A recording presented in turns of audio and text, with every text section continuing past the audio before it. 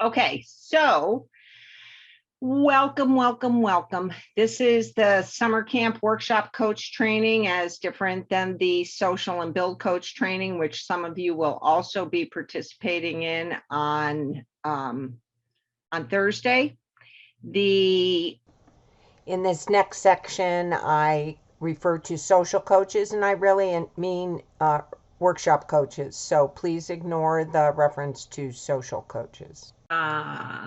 So basically now we're through Tuesday. Does anybody have questions about Monday or Tuesday, or generically what we're going to be doing or accomplishing?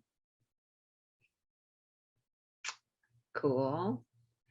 And I'm hoping that Amelia is going to take over and continue to do the great job she did on Wednesday for engineering.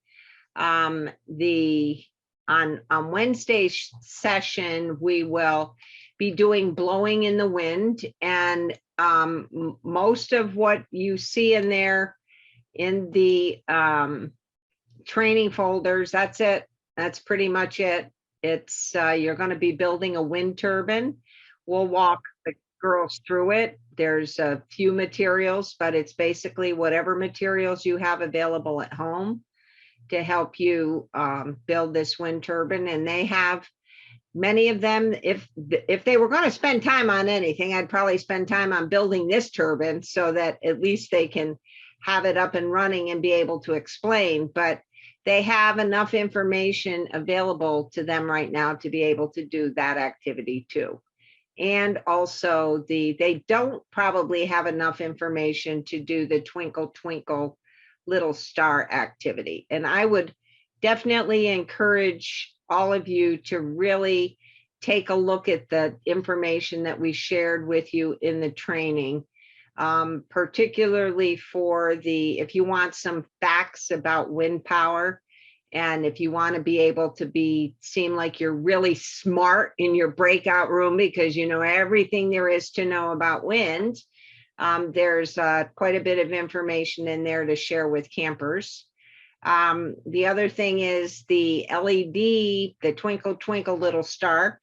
We have an astronomer, a resident astronomer from the Fleet Science Center, who talks to us about the stars and the night sky and constellations. And so she gets the kids all excited about stars. And then we hopefully don't go down that hole that we go down on Tuesday with black holes. So usually it's more about astrology than anything. They're like, what sign are you?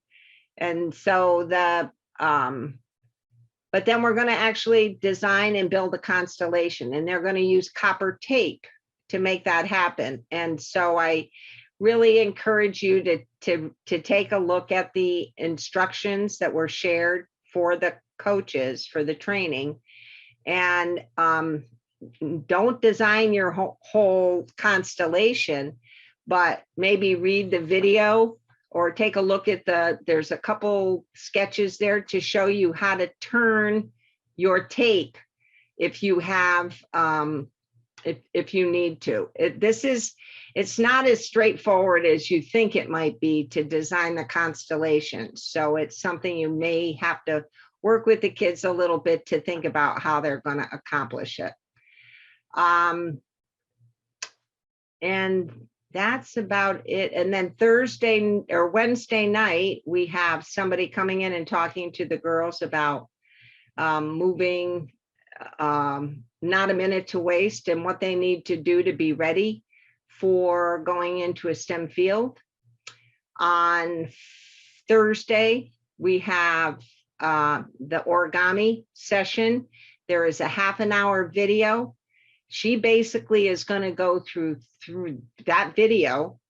So it's going to take quite a bit of time for her to, and I'm going to come back to the fold scope, by the way, in just a second for Tuesday.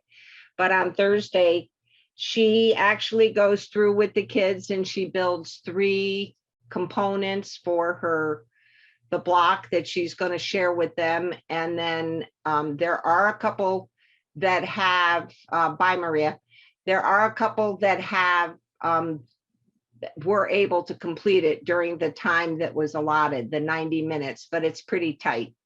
So you really need to pay attention to what you're doing. So in this case, I would strongly suggest you, the coaches, to fold your paper ahead of time or fold most of them ahead of time.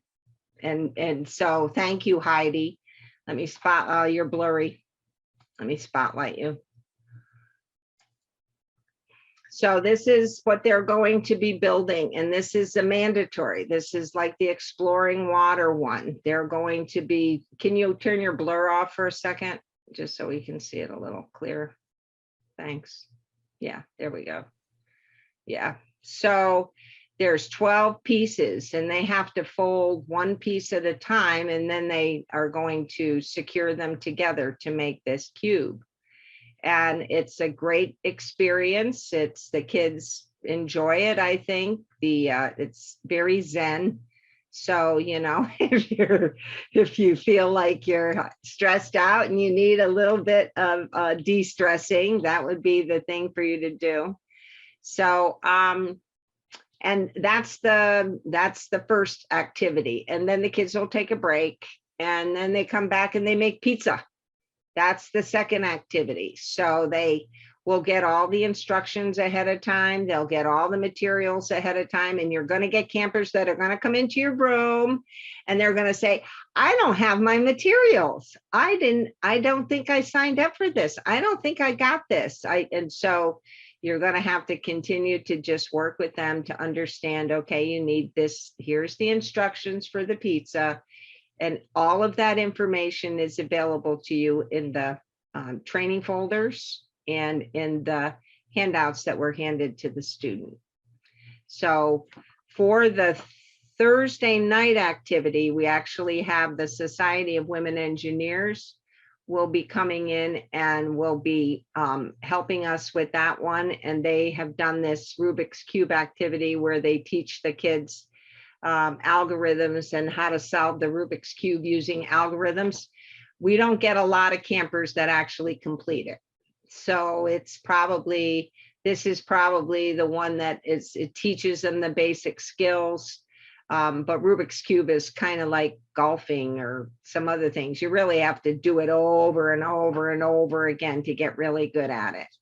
And so this kind of gives them the guidelines for how to do it, gets them a good start, and then they work through it. And it's really more of a fun activity than anything else. Okay, that basically is everything that we have. Yes, Heidi, that's everything that we have for the workshop. So now, what questions do you have or comments that you would like to share? I wanted to do a quick comment that for the Rubik's Cube, the engineers that come, there's at least one in every breakout room. So don't feel compelled to understand and be able to explain everything to the girls. The engineers have trained themselves very well to help them. Yes, they have been doing that, and many of them can actually solve it slowly. Takes them a little bit more time, but they're going to demo. They have a young 10-year-old girl who demos how to do it in less than a minute's time. So it's that's pretty impressive to watch that.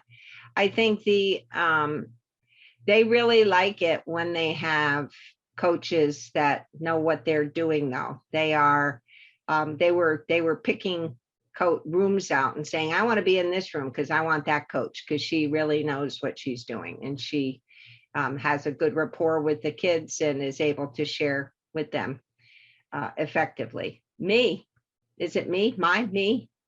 Yeah, me or my whichever way works, that's fine.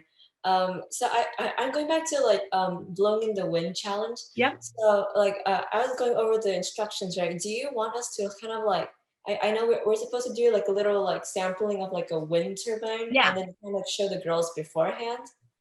Yeah. So are we also in charge of kind of trying to design our own weightlifting system? Because I tried doing it, it's not working out so well. My wind turbine is blowing, it's moving the little axle, but it's not supporting the weight of the rope. So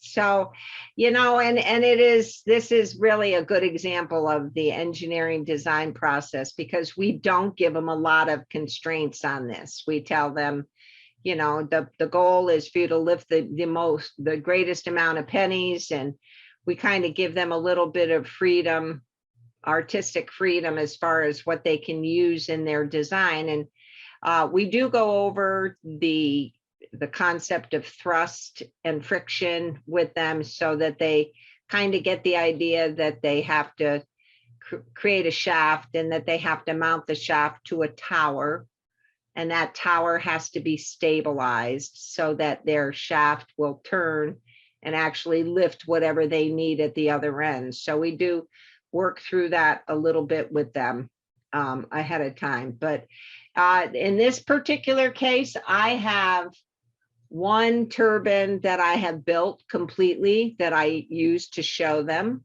I built it with a box and a cup, a paper cup and a shaft and some straws. I've got another one that I started working on that is a tower using a liter bottle, a plastic liter bottle for soda. So I think you having as many different ideas of what maybe you tried or that you think you want to try is going to be helpful to them too. And anything that you do, if you say, I tried this and it didn't work, those are important messages to send them, is that we tried XYZ and it did or didn't work. But that doesn't mean you stop. That means you keep going and you go back and you say, okay, now how can I do it? That didn't work. So what can I do now that might make it work a little bit better? What could stiffen up my, what could I put in my water bottle to give it a little bit more stability? Oh, water, sand, rocks, they come up with those kinds of ideas that say, oh, okay, yeah, sure, why not? And one of the big rules for engineering, I always tell them, is if it doesn't say you can't do it, do it. Unless it tells you you can't do it, don't ask, just do it. Just make it work,